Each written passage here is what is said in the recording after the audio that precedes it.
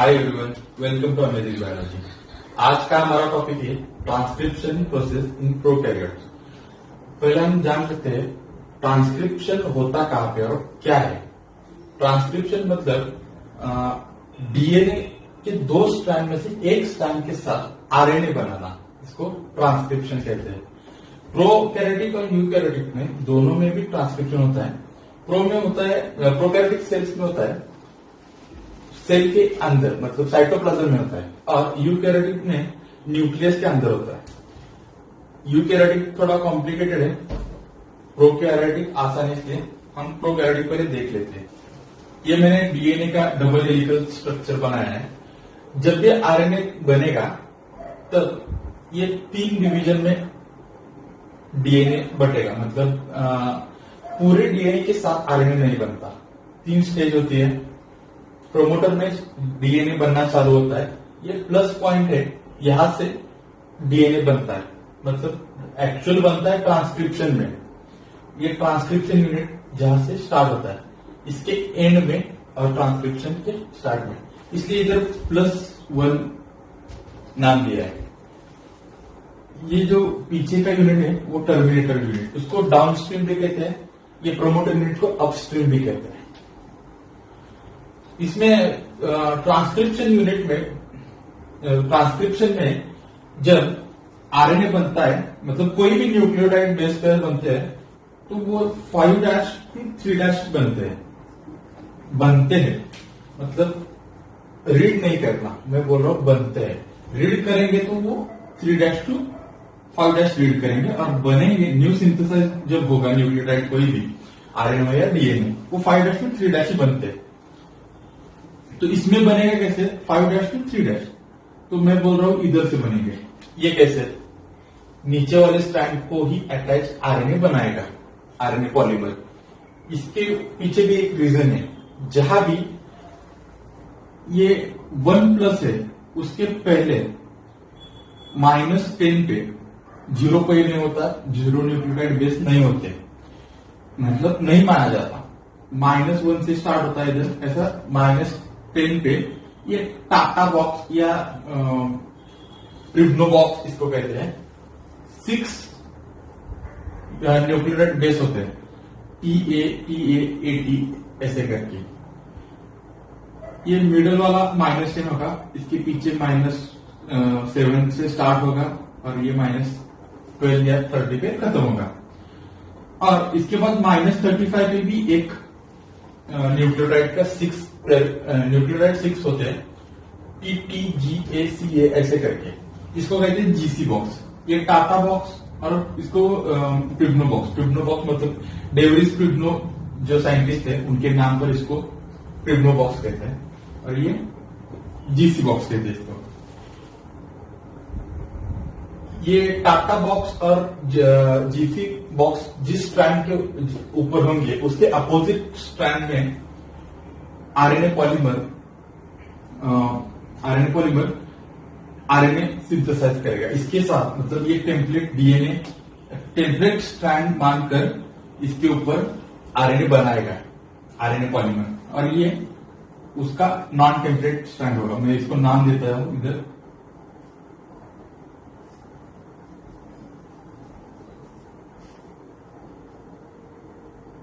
Template strand, और ये non template strand.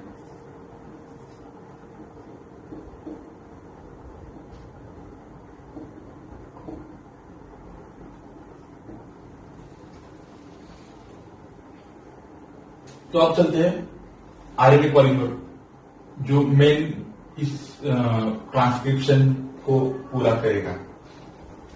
पहले उसका आरएनए पॉलीमर का स्ट्रक्चर हम देखते हैं।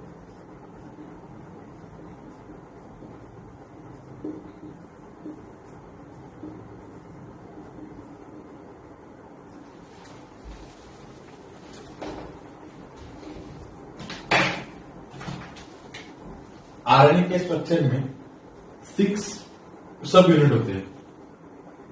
2 होते हैं अल्फा, एक बीटा, एक बीटा प्राइम, एक ओमेगा होता है, और एक गैमा होता है।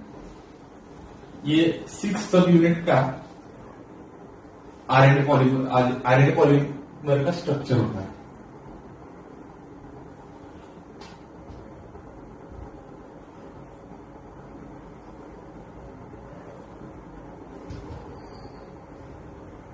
मानकर चलिए ये अल्फा 2 है, इधर एक बीटा हो गया, एक बीटा प्राइम हो गया, और ये ओमेगा और ये गामा।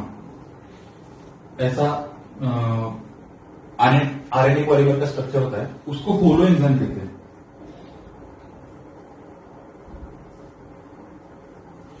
इसमें ये जो गामा यूनिट होता है, गामा सब यूनिट, वो सेपरेट होता है।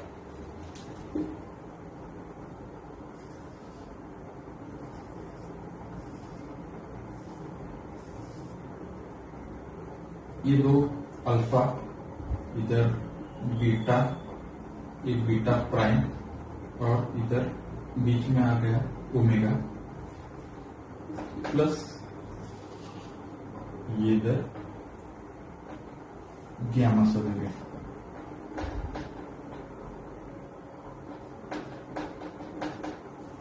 गामा सब यूनिट और ये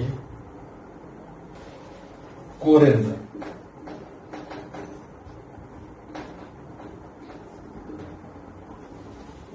ये होता है कोर एंजाइम। कोर एंजाइम और गामा सब यूनिट से मिलकर होलो एंजाइम होता है। तो अब हम आगे चलते हैं। उससे पहले ये कोर एंजाइम दिखाते वक्त हम ऐसे दिखाएंगे, और ये सब यूनिट गामा नीचे दिखाएंगे। एक्चुअल काम करता है ये कोर एंजाइम, लेकिन ये जो गामा सब यूनिट है वो डिटेक्ट करता है ये टाटा बॉक्स और जीसी बॉक्स। ये डिटेक्ट करने का काम होता है अल्फा गामा सब यूनिट का। वो डिटेक्ट करके इधर अटैच होगा। तो जब प्रोसेस स्टार्ट होगी तो प्रोमोटर बॉक्स में आके अटैच होगा, क्योंकि गामा डिटेक्ट करता है टाटा बॉक्स और जीसी बॉक्स को, यहां आके अटैच होंगे। तो ये लार्ज आरएनए पॉलीमर होता है, और इसके नीचे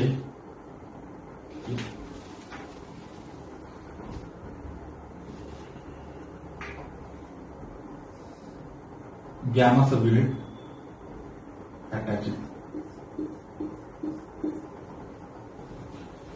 ऐसा आके अटैच होता है। मेनली ट्रांसक्रिप्शन प्रोसेस 3 स्टेज में होता है। इधर साइड में लिख देता हूं मैं।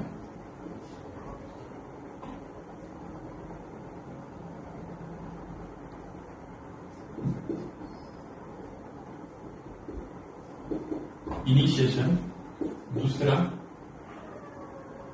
इलॉन्गेशन, और third stage promoter, sorry third stage termination.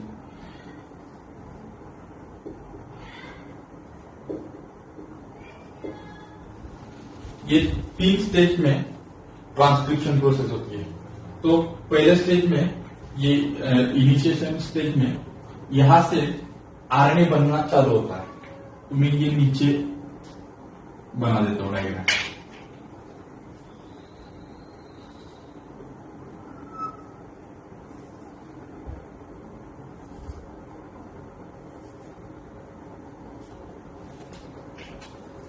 ये जो आरएनए पॉलीमर है ये यहां आके अटैच हो गया है, और इसके नीचे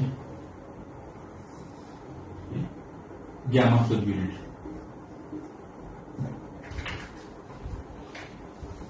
यहां से आरएनए बनना चालू हो रहा है। इधर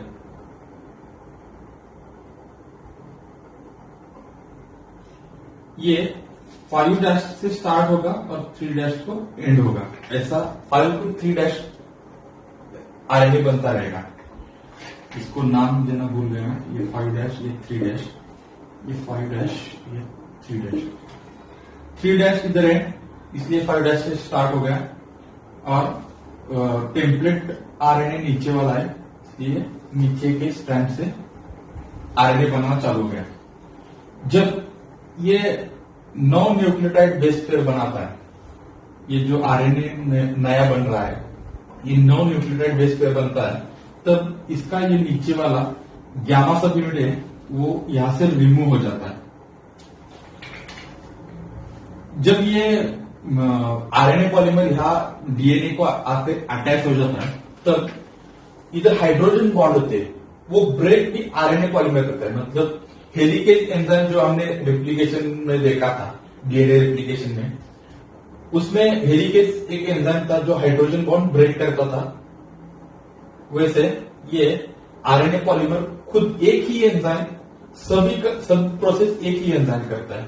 इधर का हाइड्रोजन बॉन्ड ब्रेक करेगा और नया डीएनए स्ट्रैंड बनाते जाएगा। ये तो पहली थी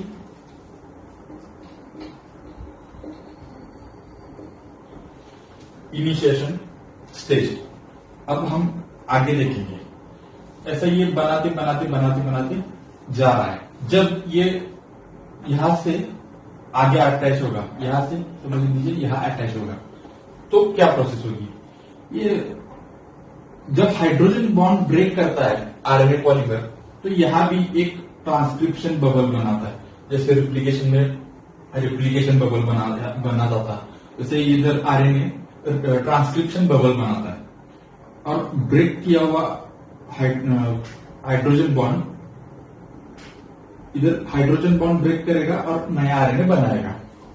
उसके बाद ये यहां से यहां आके अटैच होगा, मतलब यहां से निकलकर यहां अटैच होगा, तो इधर का भी हाइड्रोजन बॉन्ड ब्रेक करेगा और यहां भी बबल बनाएगा।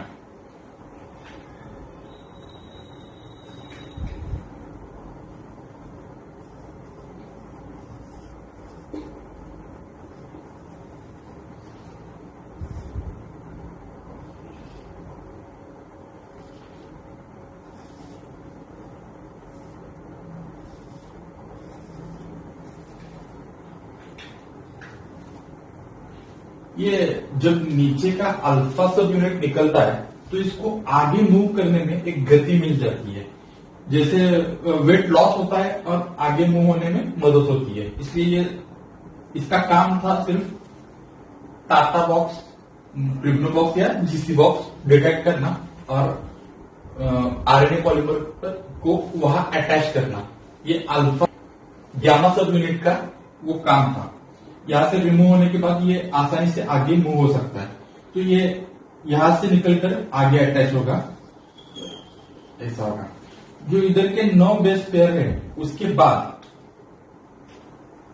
जो नया आरएनए होगा वैसे नीचे झूलता हुआ होगा। लास्ट के सिर्फ 4 ही न्यूक्लियोटाइड बेस इससे अटैच होंगे। ये 5 डैश से स्टार्ट होगा, एंड इसका 3 डैश को होगा।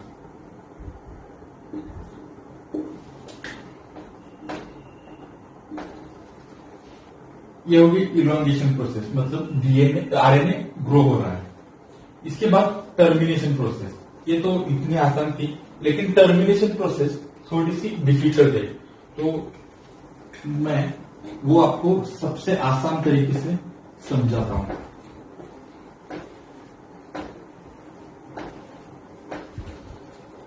टर्मिनेशन प्रोसेस 2 टाइप से होती है।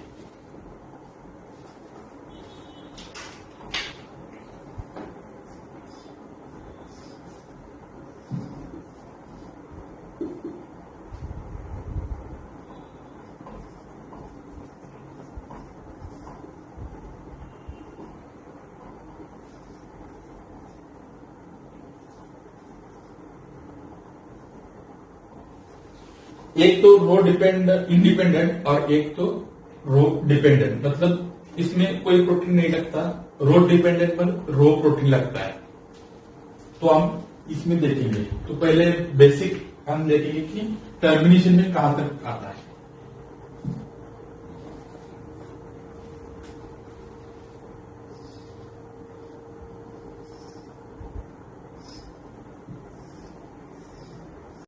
तो तो ये मैंने ट्रांसक्रिप्शन इधर बना दिया है, यहाँ तक जीन रीजन खत्म हुआ और ये आरएनए बन रहा है।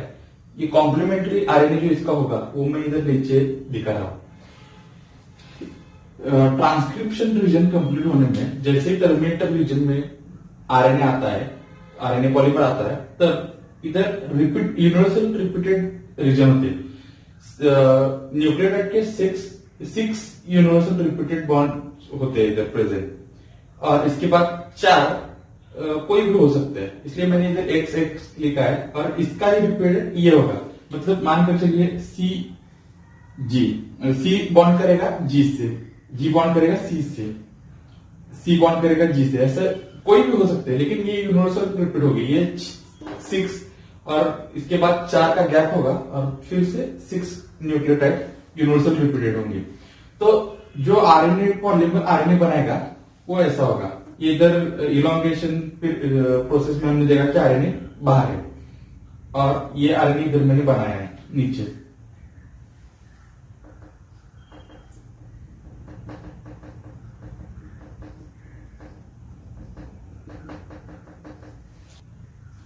ये यूनिवर्सल रिपीटेड होगा।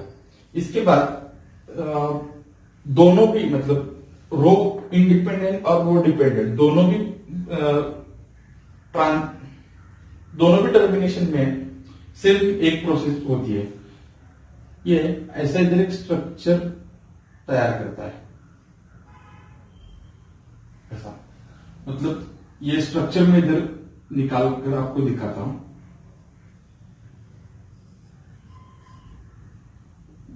हेयर पिन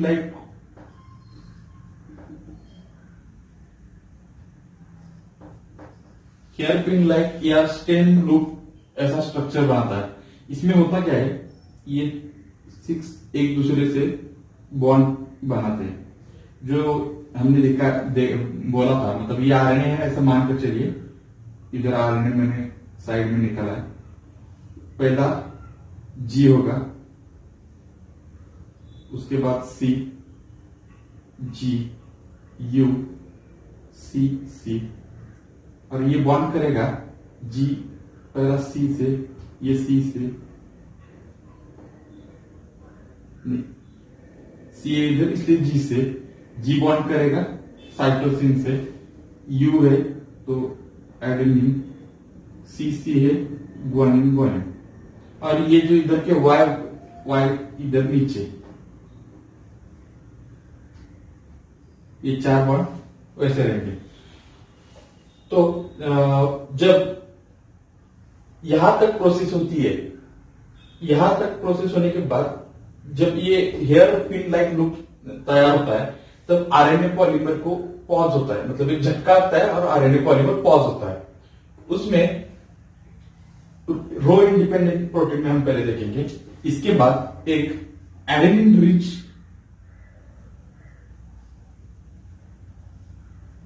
मतलब ऐसे एडेनिन की 8-10 बेस पेयर्स होंगे, 8-10 बेस पेयर होते हैं, और आरएनए तब इधर यूरेसिन बनाता है।